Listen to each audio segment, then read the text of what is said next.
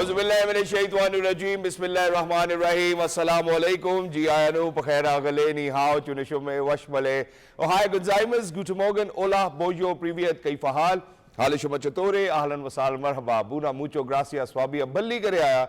Hosh galde nanaya sayo, khuyamora, chivatto, chihal, jod, kali mera, khairutan.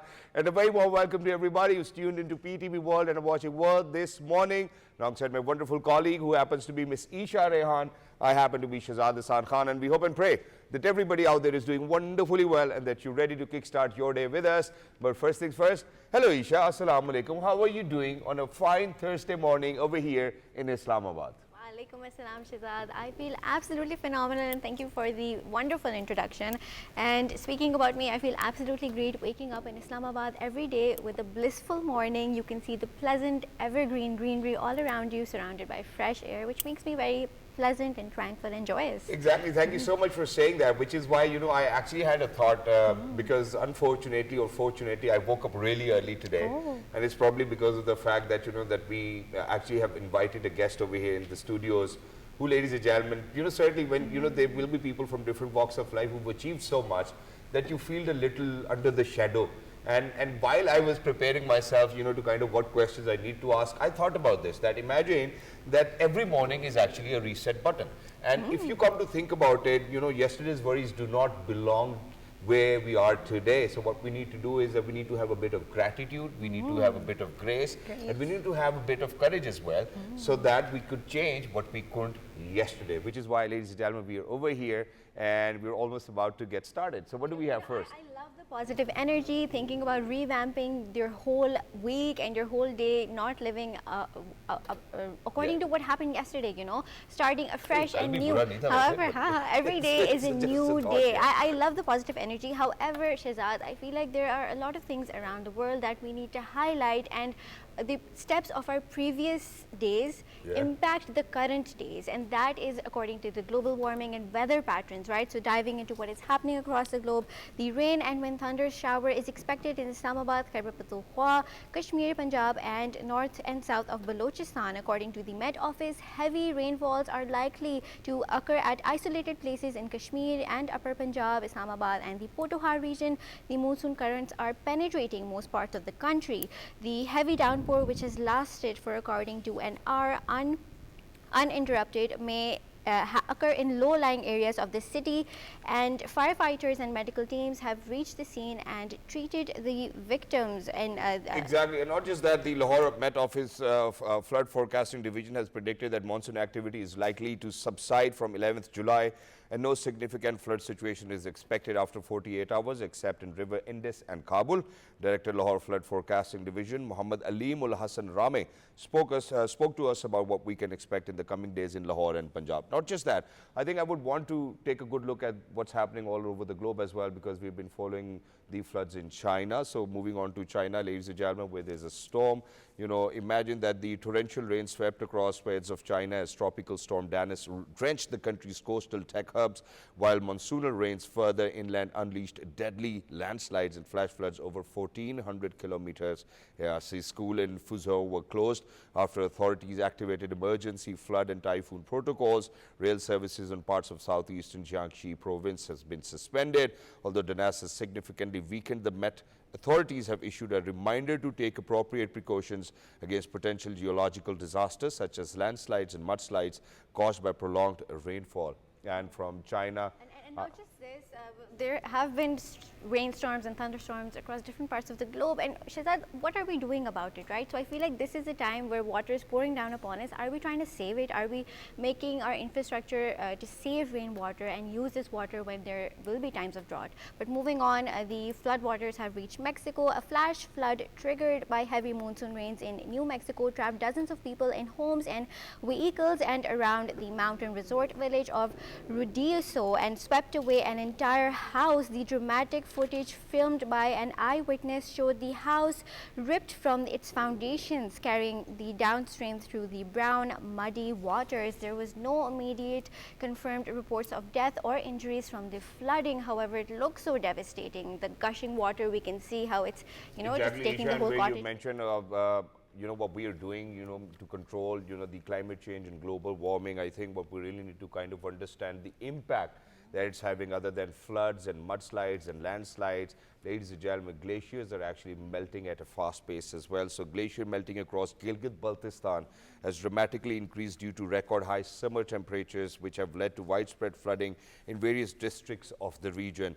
The intensified ice melt has caused several glacier lake outburst floods, which has blocked critical roads and damaged houses, causing major disruption and leaving people stranded. So for anyone and everyone who's actually intending or has an intent to travel to the GB, please make sure that you take all the precautionary measures. Please make sure that you're actually going through all the websites, because PDMAs, NDMAs actually on hourly basis releasing advisories as well. And glaciers are not just a source of preserved water. They actually helped build a protective layer on volcanic material. So diving into the news, scientists have warned that melting glaciers can make volcanic eruptions more violent and frequent, worsening climate change, according to authors of a new study which analyzes the activity of 6 volcanoes in southern Chile during the last ice age. Hundreds of volcanoes in Antarctica, Russia, New Zealand and North America lie beneath glaciers.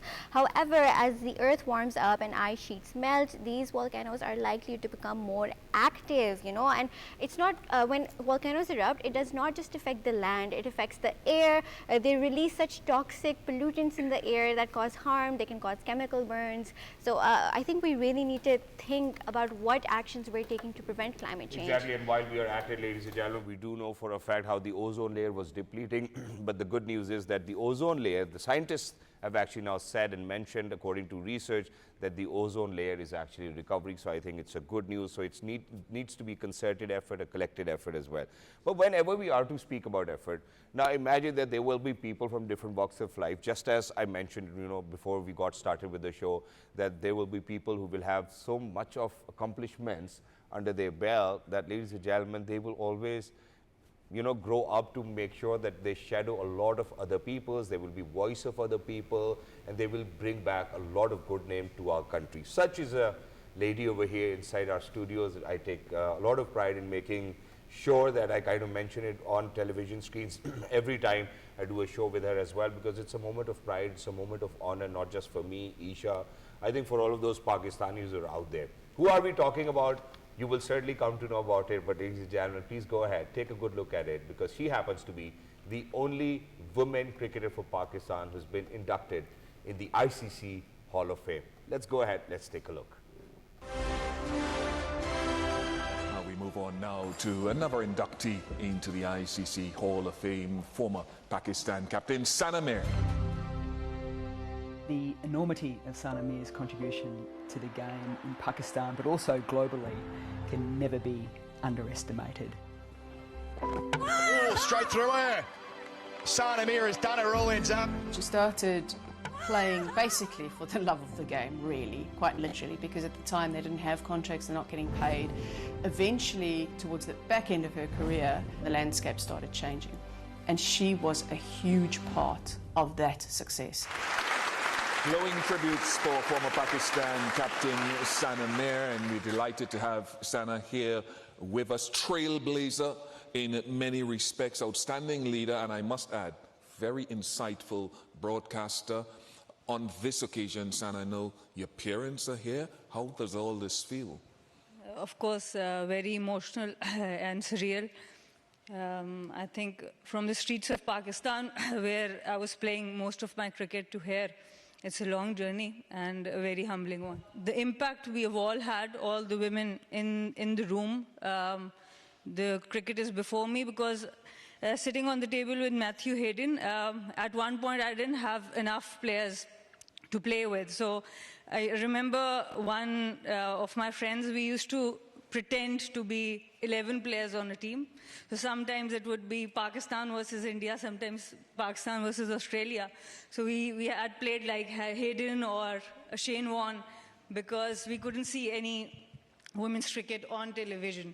So I think from there to be here sitting with all these legends, all these trailblazers before me, I think it's humbling and very enriching. Of course, once I started playing women's cricket and saw the global game my role models definitely changed, because then I saw women playing such great cricket. Of course, Lisa was one of them, and playing against some of the top players in the world, whether from Australia, England, South Africa.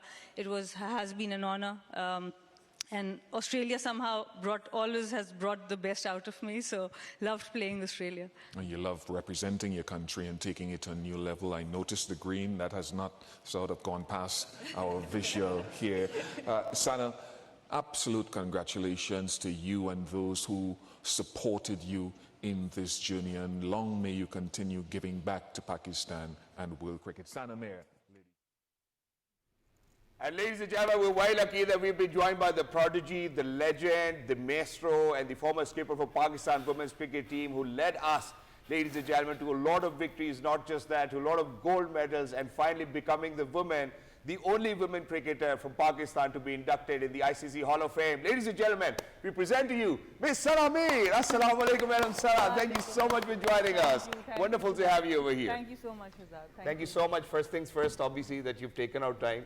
I do know for a fact, because we work together as colleagues as well, that a lot of people from different morning shows were calling you.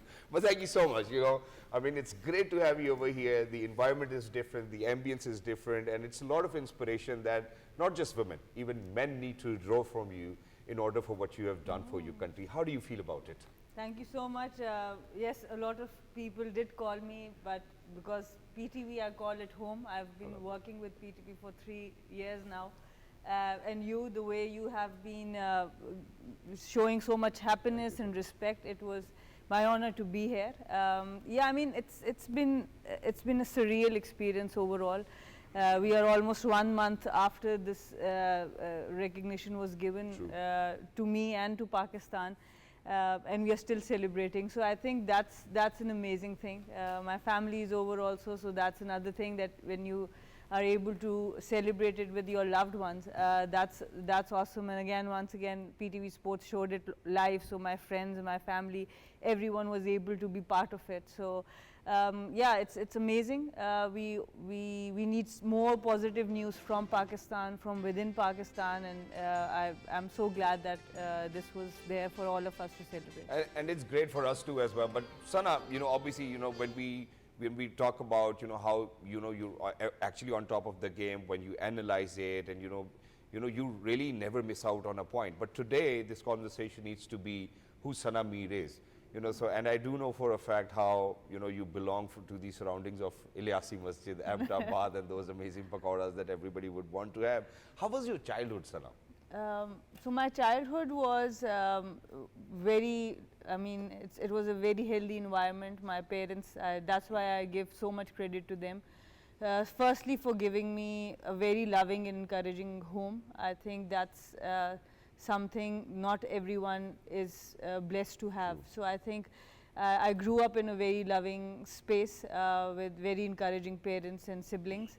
And then, as my father was in the army, we used to move around a lot within Pakistan, so I was quite used to making new friends whenever we move. So I was in that way quite an outgoing person, and I would always be looking at counting kids around the neighborhood, that how can I make a team. Wow. So I was always an outdoor person. My brother, who is 9 years older to me, I used to play cricket with him and his friends.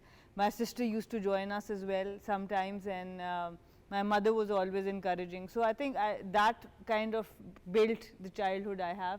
And with an army environment, it was safer for young girls to be on the streets. I played most cricket on the streets. There was hardly any academy or ground. So that is something that I really want in Pakistan to change, to make the streets and the grounds and every public place safe for women and girls.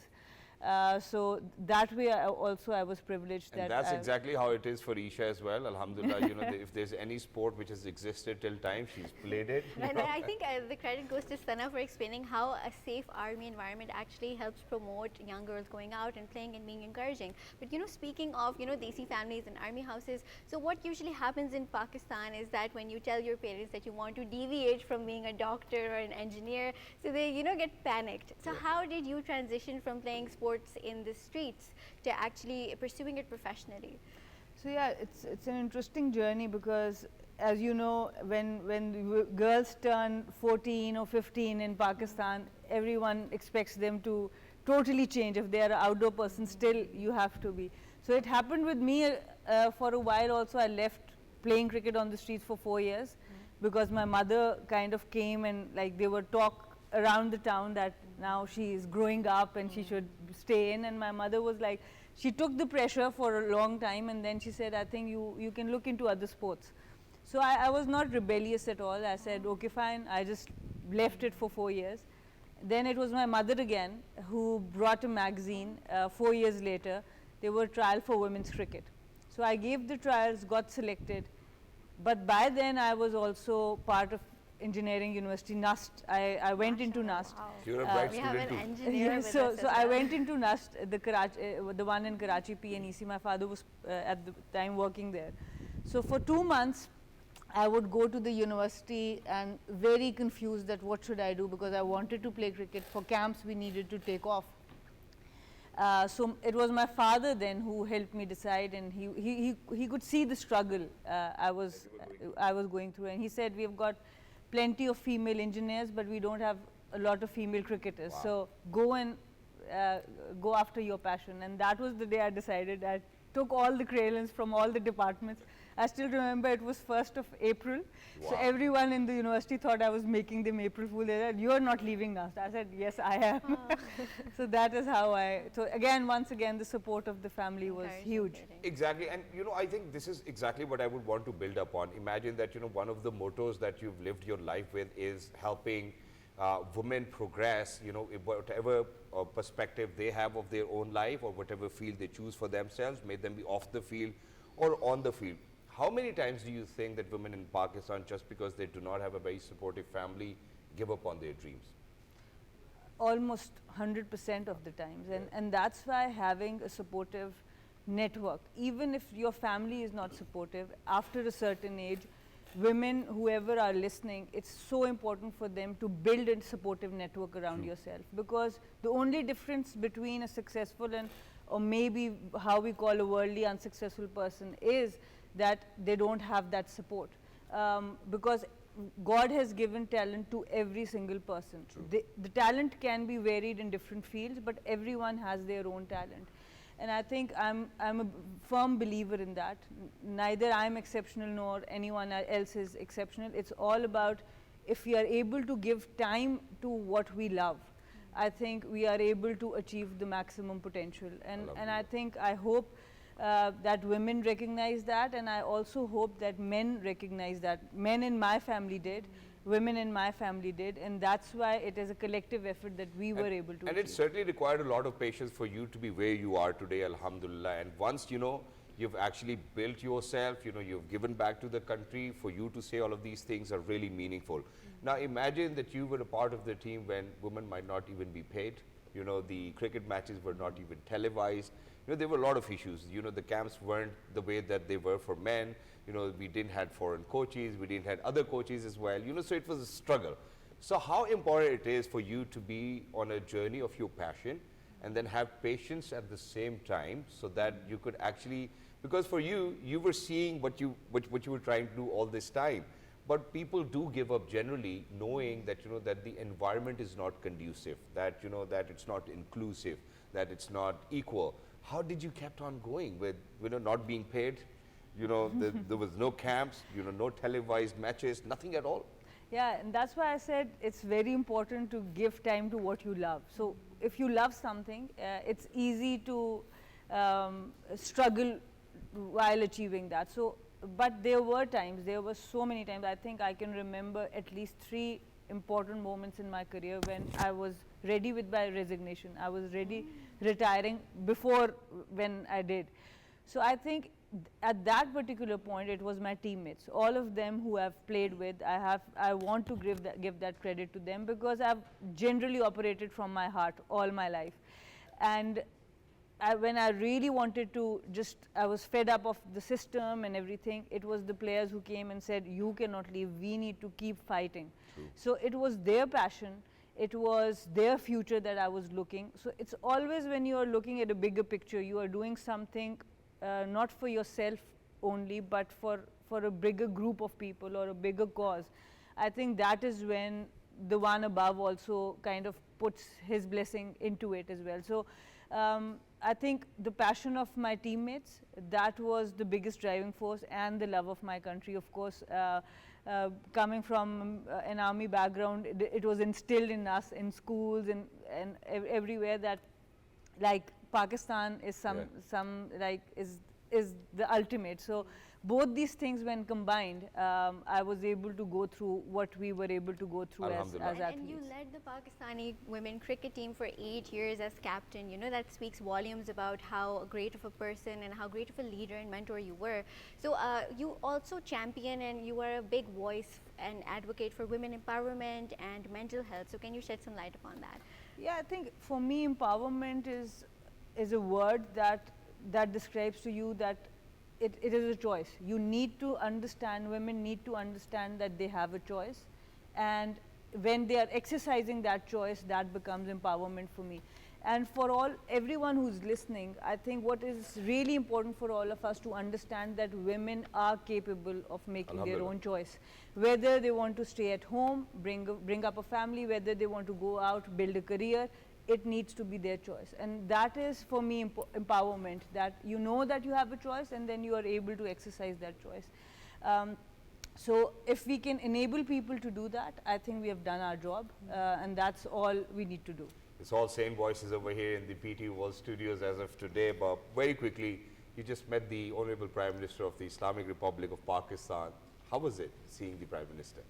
Yeah, I think the Prime Minister, I've met him the third time, this time after achieving something. So it was kind of nostalgia, because he was the Chief Minister Punjab the first and the second time we won the Asian Gold. Yep. And he welcomed the whole team then as well. And I think it's really good that athletes, when they are able to achieve something, they are supported and recognized by their own country. I think that is the most important thing. And of course, that was really nice, and I hope that the support continues, not only for me, but for all the athletes who have achieved and who are yet to achieve. So it's so important that we keep supporting them through their journey. Exactly, that's wonderful. And one last thing which I would want to ask him, in fact, rather, I think these needs to be prayers as well, because the Pakistan women's cricket team has qualified for the Women's World Cup as well. Anything that you would want to say to them, please go ahead.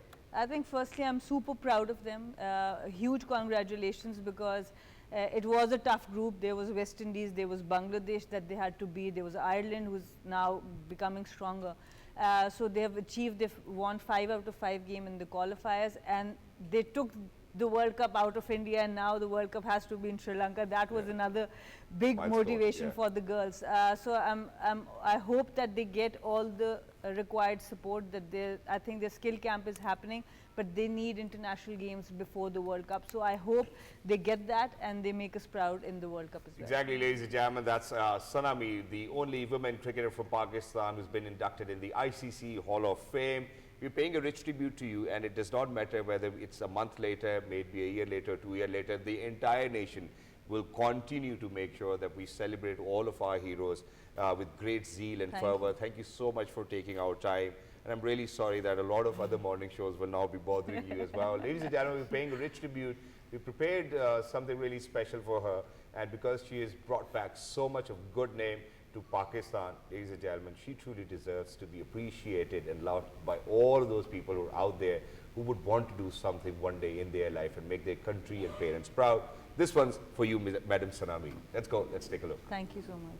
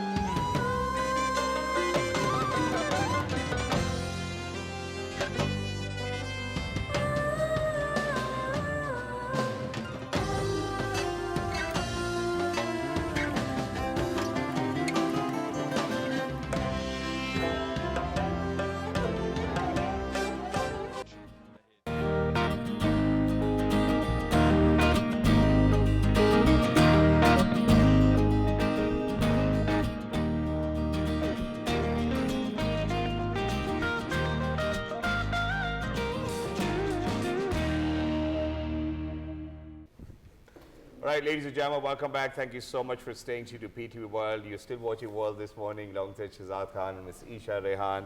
It was really inspiring to have Madam Sana Mir over here inside the studios to speak about her journey and how she's been a trailblazer for all of those other women and men even, you know, who actually want to do something for their country and make their parents and family proud. But now while we're at it, obviously there are other people who've contributed while they were here amongst us as well, but now they are not.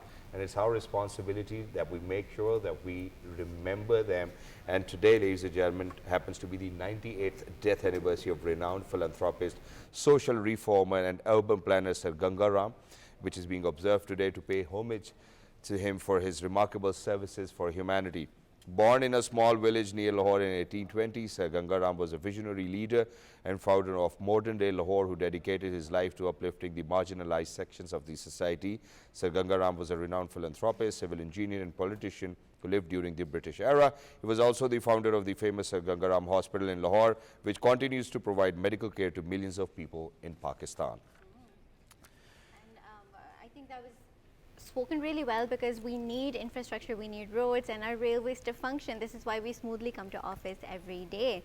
And not just this, Trump is once again in the headlines for the Nobel Peace Prize. The Nobel Peace Prize is the one and the most prestigious honor that can be awarded to individuals and organizations internationally.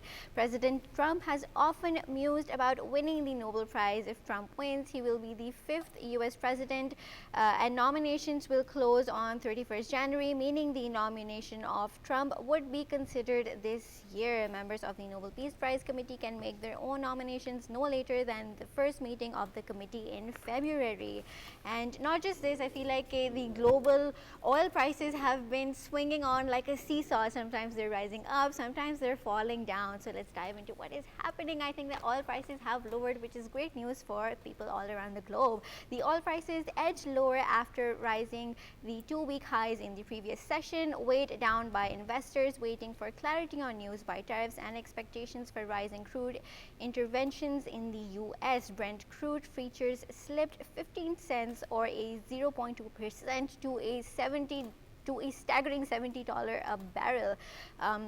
The OPEC and oil producers are set for another big output boost for September as they complete both the unwinding and voluntary production cuts by 8 members of the United Arab Emirates. Exactly. Thank you so much, Eesha, for letting our viewers know what's happening with the global oil prices. But ladies and gentlemen, I think there's another industry which actually plays a very pivotal role in the development of the infrastructure, may it be anything or everything, right from the scratch till where we are today. Imagine engineering, ladies and gentlemen, plays a very pivotal role for our country's GDP, not just GDP, may it be job employment, may it be, you know, the infrastructure, may it be how we're going to progress in near future as well, and it requires a lot of research.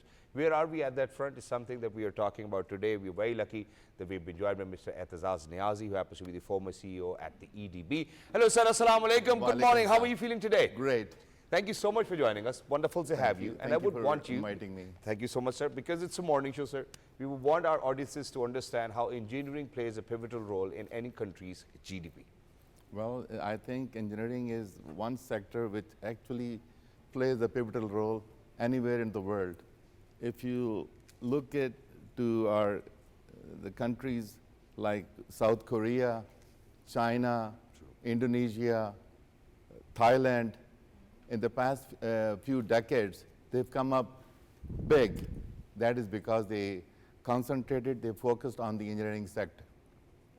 And when I was in the Engineering Development Board back in 2010, I was there till 2012, the entire exports of our country were $25 billion. True. And the engineering exports were just barely $1 billion, which is 4%. And that is negligible. True. 4% is pretty much nothing. I think we all carry a cell phone. And it's a marvel of engineering anyways. And that is a marvel of engineering. Yeah.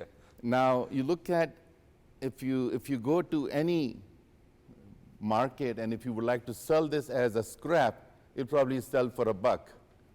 The amount of material it has. True.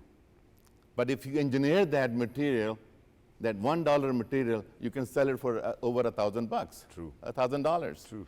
So that is the miracle of engineering. True. So that's where we are lacking. We need to concentrate on our engineering sector, and that is where we can actually grow big as South Korea, Thailand, China, Indonesia, or any other Thank you so country much, that has sir, developed the thank you past so few much for decades. saying that. But at the same time, it will certainly raise a few red flags. And that the first red flag is, why are we not able to do it so far? It's 2025 already, and you've been, at the EDB yourselves. So what are the loopholes which do you think that the government really needs to address? We have had power shortages, we have had other challenges, we have got export challenges, trade deficit challenges. There are multiple challenges. But do you think that the government is at a helping end? Well, the government has some constraints too, but on the other hand, it is us. We have to put in our effort, put in our energy and whatever we have learned over the years. True. So, I mean, we can't blame everything to the government. We have to see the kind of constraints our governments have. True. So we have to go with the flow and put in our effort as an individual as well. That's where we are lacking. So once we start putting in that effort, we can grow as big as any other country in the world. We were putting in effort. Alhamdulillah, I come from a family where we've had industry, unfortunately. Now we've rented it out because we have seen people, who were industrialists, had a very progressive mindset. But because of the energy shortage, we have seen how industry has moved to Bangladesh. We have seen how industry has moved to Sri Lanka and other countries because the environment wasn't conducive. Now, I'm not saying that somebody needs to be blamed, but how much would you want a civilian to contribute when the environment does not stay conducive for them to invest more? If you look at China, who built China? Overseas Chinese. We've got so many Pakistanis living abroad, living a lavish life. They've earned big in the United States, United Kingdom, or any other developed country in the world. True. So I'm a graduate of Cadet College at Abdul. MashaAllah. So we had that was right next to our industry, by the way. Okay. Yeah. So we had a golden jubilee a couple of years ago. So I met, out of the 96 students we were in Hassan Abdul, I think over 20 of them are in the United States, very well settled. Okay. And I went to each one of them and I said, it's about time we go back, just like the Chinese did. We need to invest money in our country, create jobs. True. And once we create jobs, what's going to happen is we're going to build up the country. For example, if you bring about 1 million people back into to Pakistan and they invest $1 million, look at the investment that's going to come in. True. We rely on different investments. We need to rely on our own investment. You see, now if you look at Pakistan, how many good schools do we have? And when those students graduate from HSN College or Hassan Abdul or King Edward or even Fatma Jana Medical College, you were just mentioning Sir Gangaram. Yep. So once they finish their school, they end up into a different country, developed country like United States or United Kingdom. True. Now, they are serving those countries. If those people would have served our country, things would have been different today. That's true, sir. And I would want to agree to this, but it's probably because most of the time, things are not as smooth as we would want them to be, and how they are with other international or developed countries. But, sir, now let's bring this topic to how innovation is important, how research is important, and how our engineers really need to think around and make sure that, that we are hand in hand with the government's ideology of making Pakistan a prosperous country. How do you think that our, may it be the Engineering Development Board, may it be other institutes which are out there? Now, I'm going to give you a very brief example. We have been looking for a person to represent from the Plant Protection Department of the Pakistan government. Imagine that nobody till date has picked up the phone. Nobody has actually shared whether who can actually come and have a conversation, in that regard. How do you think that we can get these things sorted? See, the point is, I live in the United States currently. I live in Chicago. When I go to work early in the morning, I leave my house at 7 o'clock in the morning. Yep. And at 7:15, it's bumper to bumper. People over here, when I was at the Engineering Development Board, people would actually show up at 11 o'clock in the morning. Thank you. Okay, now what makes you think this country is going to grow when people show up at 11 o'clock, at 12 o'clock they have a tea break, 1 o'clock they go for their prayers, and by 5 o'clock they're done for the day. Thank you for saying that. Thank you so much. So now, and then our morning starts at 5 p.m. True. Back in Chicago, at little after dark, there's hardly anybody on the street.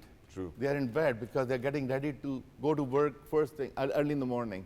True. So that's what has to change. Point taken, sir. Thank you so much, AITAZAZ, for being with us. Lovely to be in conversation with you. Thank you so much for saying the right thing, which the audiences actually need to hear out there as well. Ladies and gentlemen, Mr. AITAZAZ has spoken himself that all of us really need to look into our own selves and make sure whether are we honest with our jobs, whether are we doing the right thing, rather than complaining to, what the government needs to do, are we? Because imagine every day, when I go to any public office or a private office as well, I do see people how they're not really turning up on time. So I think it's our responsibility. And talking about engineering, Shahzad, I saw this staggering figure that Pakistan produces 25,000 engineers annually, but the job market is so saturated that most of them are left unemployed. So I think we really need to bridge the Eesha, gap you're between missing the point over here. We do not want jobs. We want people to create more jobs. And that's exactly what people have been doing. Imagine that I have been joined by somebody who, ladies and gentlemen, is no less than an angel.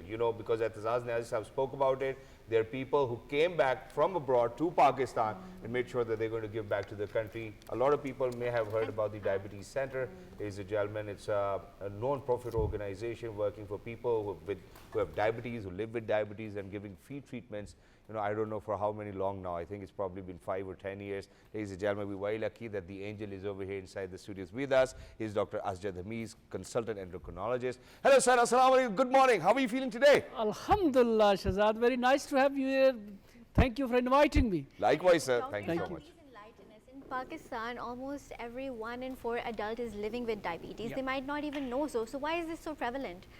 I mean, you see the diabetes on rise in the whole world, but unfortunately, as you said, we have more numbers in Pakistan, and it's because of the lack of education, because of the family history, because of the more and more food available, and people are eating at late night, junk food, and again I say the most important thing is the lack of education. Yeah. Diabetes, I think it was last year that we discussed it with you as well, that it became the #1 killer in Pakistan. Unfortunately, there's hypertension, there are heart attacks and whatnot. But now, research says that diabetes can be reversed. There are a lot of people who are working on that. What do you have to say in this regard? Do you think that people who have been living with diabetes should actually now start to believe again that they can get better and there will be no diabetes? I think it's a very important question, and especially at present, every YouTuber and media, they are talking about it, and people without degrees, like the MBBS and specialization, they have more and more to say on reversal of diabetes. That's not right, really. I mean, everybody can talk about it, what is diabetes, but they have to have something about it. They need to know about it, because diabetes is a silent killer, because it has a cardiovascular mortality. It can give you a stroke, it can give you kidney failure, and peripheral artery disease. So, to answer your question in small nutshell is that diabetes can be reversed, diabetes numbers can be improved, but it's not forever. Until unless you reduce the carbs forever, that is only for type 2 diabetes, only for people who have a pre-diabetes. They can live healthy, they can have good numbers, they cannot get complications, but eventually they can have to have the prevention all of their life. Yeah. I think everyone needed to hear that. And diving into diabetes awareness, so what symptoms can families look early on that they can point out, oh, maybe this points out towards me being diabetic or my family member being diabetic, so early preventions can take place? I think the first thing we need to inform people generally what is diabetes and how it runs in the families. For example, like people who have parents with diabetes, they should be worried about it, and for example, they should not be gaining weight, they should be having a healthy lifestyle, little bit exercise, reducing little bit carbs on their side, that can keep them better, healthy in that way. On the other side, the people who have had touch of diabetes or diabetes, they need to have their assessment. I say that they should take a A4 sheet and write down what is my problem? Am I overweight? Am I have a blood pressure? My sugar is how much? What is my HbA1c? What is my lipids? What is my triglycerides? And on that basis, they should have a proper consultation and they should work on it, you know. Exactly. So there needs to be lifestyle modifications. But what I'm really interested in, sir, is your initiative of the Diabetes Center, which is free for anybody and everybody who comes in, walks in and says that they cannot actually afford. And you left whatever you were doing abroad, you came to Pakistan, you established it, you had a dream, and TTC is Pakistan's first dedicated hospital that treats diabetes and all its related complications, which include but are not limited to ophthalmology, nephrology, dialysis, cardiovascular, male health, orthodontist, podiatrist, foot-related issues. How did you do that, sir? And where are we as of now? Because the last time when I was in conversation with you, you did share how there's another diabetes center which is being constructed as of we are talking now. Shahzad, you mashallah have done a live program there for 2 hours there on diabetes. And mashallah, alhamdulillah, we have done so well that our center is doing well. We have education department, food department, eye dialysis, you know, and now we are doing research and education as well. And also along with that, we have opened a center in Karachi, a branch in Lahore, a branch in Sahiwal, and we have a hospital on wheels, and we are visiting facility 3 monthly to Kashmir, Rawalakot, Sahiwal, Khanewal. So I think for people who are out there, people who are listening to us, and you know, if they can reach out to their families wherever they may probably be, ladies and gentlemen, the Diabetes Center is out there to help you. And what they're doing is that they're not just treating, they're making sure that they make people aware about how diabetes can be a silent killer. And sir, if you are to speak about it, what would you suggest to people? Because we do know how, you know, frequent urination, there are multiple issues, you know, your eyesight, you know, probably is not where it was earlier. Are different symptoms for you to get closer to diabetes? What do you have to say to people and audiences who are listening to us today? How can we keep a check whether if something's getting wrong with us or we really need to go to a doctor? So if somebody have a diabetes or even touch of diabetes, and if they're losing weight, okay, that is not right. If they're waking up at night and passing urine 2 or 3 times, that's not right, okay? If they are getting tiredness, excessive tiredness, pain in their legs or calves, it's not right, they have to look into that. If their vision is getting diminished, they have a problem that their diabetes on rise. So they should immediately see a diabetologist. And every person who has diabetes, they should have at least 2 or 3 visits in a year to get their HbA1c and appropriate treatment. All right. Exactly. And I think what he mentioned was that losing weight is also a factor that indicates that you have diabetes, which was, I think, the opposite of what we were taught, that if you gain weight, that means you probably have diabetes. So all the people who are probably having low blood pressure and are losing weight, they need to get it checked as well. Yep.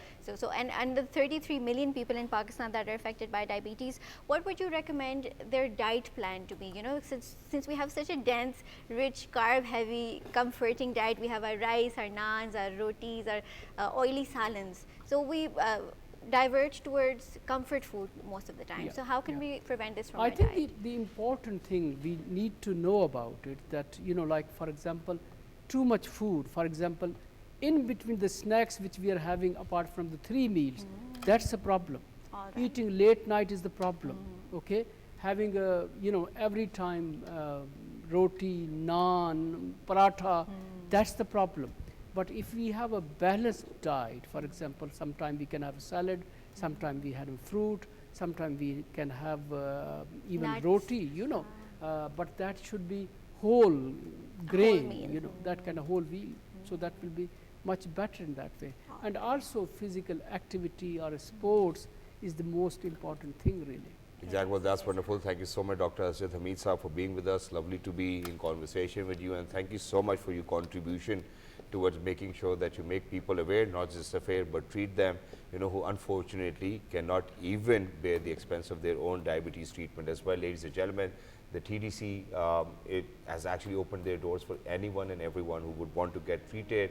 You really do not have to go or say anything. You would be treated, you'll be given medication, and in different cases, they have been even paying the bills that people have paid, may them be for their Kareem or taxis or probably for their transport.